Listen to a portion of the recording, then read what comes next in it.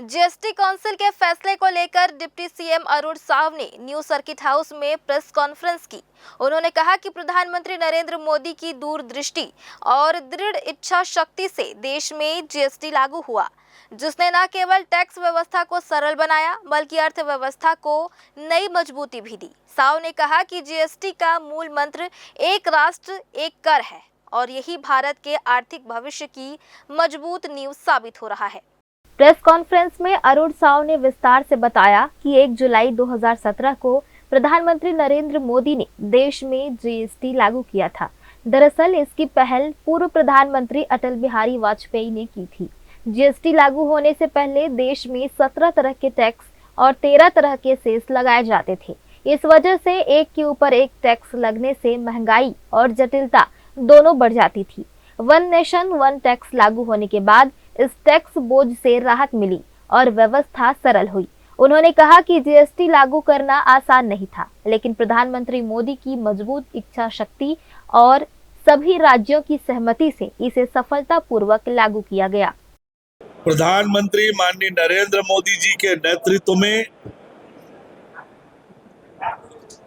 एक ऐतिहासिक निर्णय लेते हुए 1 जुलाई 2017 से जीएसटी लागू किया गया था और अब 8 साल बाद बहुत बड़ी राहत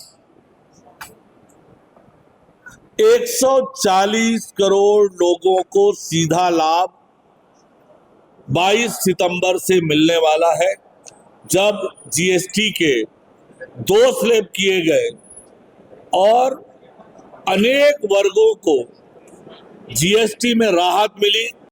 डिप्टी सीएम ने बताया कि जीएसटी काउंसिल की सबसे बड़ी खासियत यह रही कि 2017 से अब तक सभी फैसले सर्वसम्मति से हुए हैं, जिसमें हर राज्य के वित्त मंत्री शामिल रहते हैं। आज देश भर में 85 लाख से ज्यादा टैक्स पेयर जीएसटी से जुड़ चुके हैं।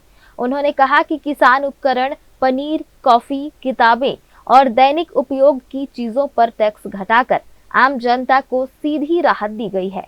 विशेषज्ञ भी मानते हैं कि जीएसटी न सिर्फ वर्तमान अर्थव्यवस्था को मजबूत कर रहा है, बल्कि 2047 तक भारत निर्माण की ठोस नींव साबित होगा।